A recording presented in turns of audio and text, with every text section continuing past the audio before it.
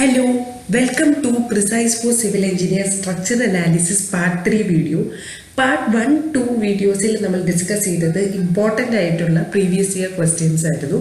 അതിൻ്റെ കണ്ടിന്യൂഷൻ ആയിട്ടാണ് നമ്മൾ പാർട്ട് 3 വീഡിയോ ചെയ്തിരിക്കുന്നത്.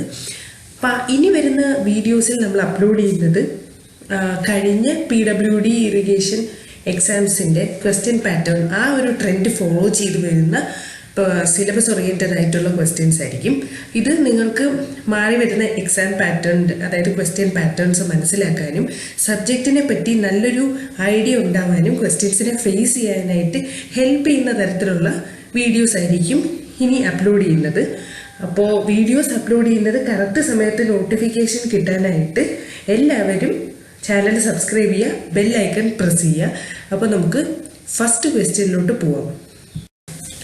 The most important tool in obtaining influence line diagram is A. Eddy's theorem, B. Willett-Moore diagram, C. Muller-Breslau method, and D.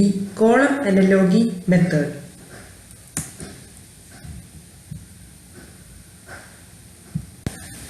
Okay, അപ്പോൾ എന്താണ് influence line diagram നോക്കാം. It is the diagram which is plotted as a function of distance. അതിൻ്റെ ordinate എന്താണ് represent ചെയ്യുന്നതെന്ന് പറയുന്നത്, the ordinate of the diagram can represent any function such as reaction, shear force, bending moment, stress, strain etcetera at a particular section when a unit load moves from one end to another end.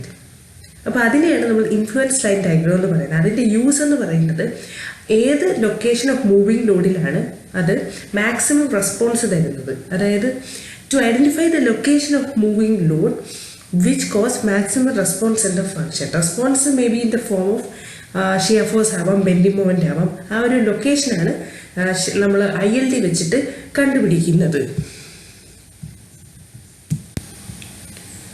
Okay, അപ്പോൾ മുല്ലർ-ബ്രീസ്ലോ principle എന്താണെന്ന് നോക്കാം. അത് principle of ILD ആണ്.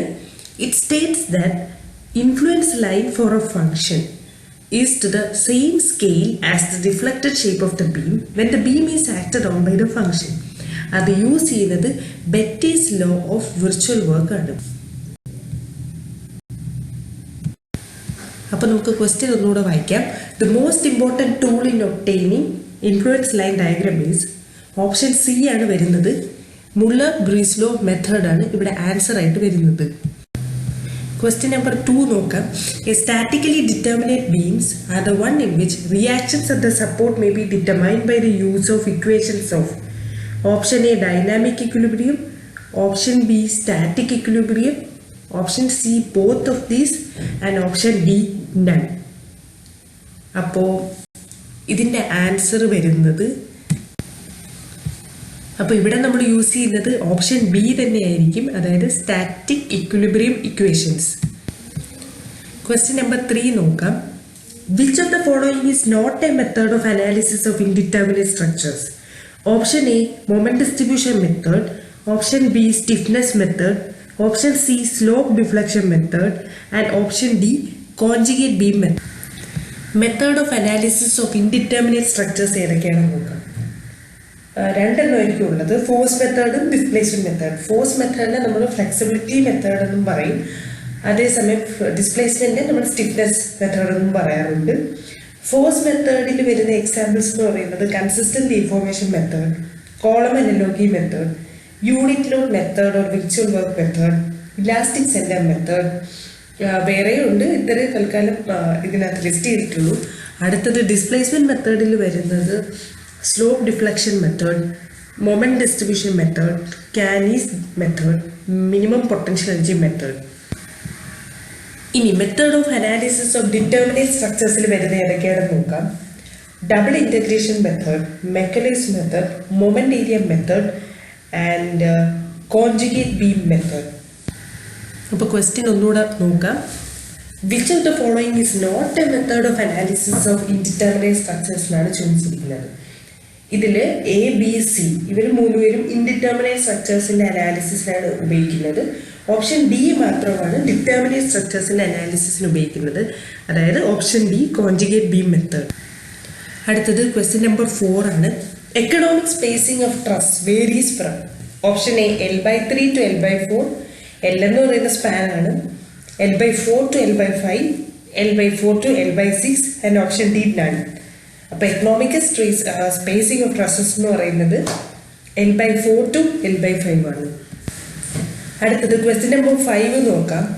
The moment distribution method is best suited for option A indeterminate pin jointed truss, option B rigid frame, option C space frame and option D truss beam. Moment distribution method develop ചെയ്തത് hardy cross ആണ്.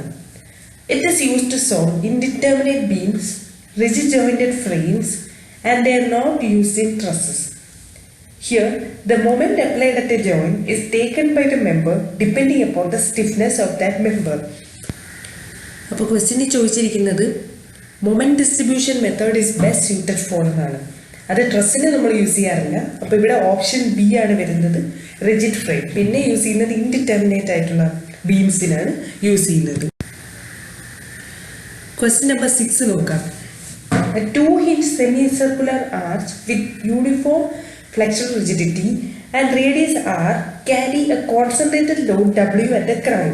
The horizontal thrust is given by option A pi by W, option B 2 pi by W, option C W by pi and option D W by 2 pi.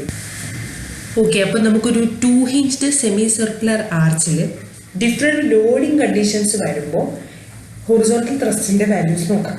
First case എന്ന് പറയുന്നത് 2-inch semi circular arch subjected to ഒരു load at the മിഡിലാണ് കൊടുത്തിരിക്കുന്നത്. അപ്പോൾ അവിടെ വരുന്ന horizontal ത്രസ്റ്റിൻ്റെ value എന്ന് പറയുന്നത് ആ ലോഡ് W by pi ആയിരിക്കും.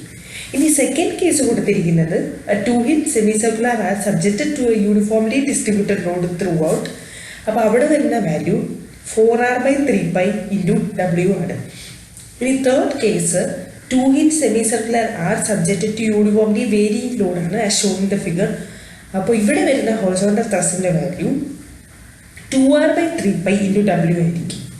പിന്നെ ഒരു നോട്ട് പോലെ കൊടുത്തിരിക്കുന്നതിന് താഴെ for a 2-inch arch during temperature change the horizontal thrust is inversely proportional to square of the rise ആയിരിക്കും. അതായത് horizontal thrust H is inversely proportional 1 by H square ആണ്. Okay, അപ്പോൾ ഈ ക്വസ്റ്റിന് ചോദിച്ചിരിക്കുന്നത് ഇവിടെ 2-inch semi circular arch with uniform flexure rigidity and radius R ആയിരിക്കും. ഇവിടെ കോൺസെൻട്രേറ്റഡ് ലോഡ് W കൊടുത്തിരിക്കുന്നത് അറ്റ് ക്രൗൺ പോർഷൻ, അതായത് ഫസ്റ്റ് കേസ് ആണ്. അപ്പോൾ ഇവിടെ വരുന്ന ഹൊറിസോണ്ടൽ ത്രസ്റ്റിൻ്റെ വാല്യൂ എന്ന് പറയുന്നത് W by pi ആണ്, അതായത് ഓപ്ഷൻ C ആണ് വരുന്നത്. അപ്പോൾ നമുക്ക് ക്വസ്റ്റ്യൻ നമ്പർ 7 നോക്കാം. For a fixed beam of length for span L carrying uniformly distributed load W on the entire span. അങ്ങനെ വരുന്ന കേസിൽ the bending moment at mid span will be option A ആണ് WL² by 24 ആണ്. നമ്മൾ കഴിഞ്ഞ വീഡിയോയിൽ നോക്കിയിട്ടുള്ളതായിരുന്നു ഈ കേസ്.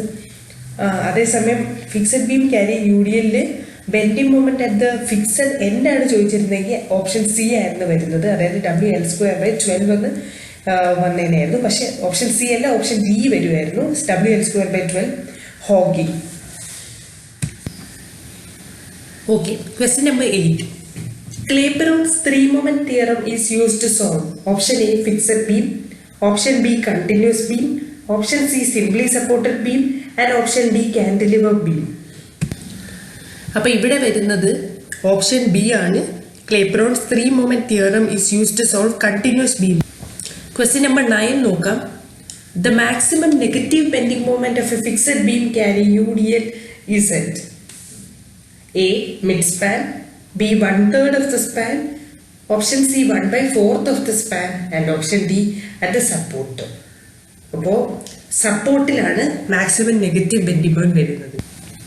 Option D supports. ഇനി ലാസ്റ്റ് ക്വസ്റ്റ്യൻ നോക്കാം. There is no bending stress in truss due to option A assumptions made, option B design, option C materials used and option D none of the above. അപ്പോൾ option A ആണ് വരുന്നത്, assumptions made ആണ്. അപ്പോൾ എന്തൊക്കെയാണ് ട്രസ്സിൽ വരുന്ന assumptions എന്നുള്ളത് നോക്കും. Assumption 1 എന്ന് പറയുന്നത് the members are joined together by smooth pins. It means the center line of the members are concurrent. Thus, the moment of forces about the joint will be zero. Thus, the joint will act as a pin. ഇനി assumption 2 എന്ന് പറയുന്നത് all loads are applied at the joints. Assumption 3, the self weight of the members are negligible.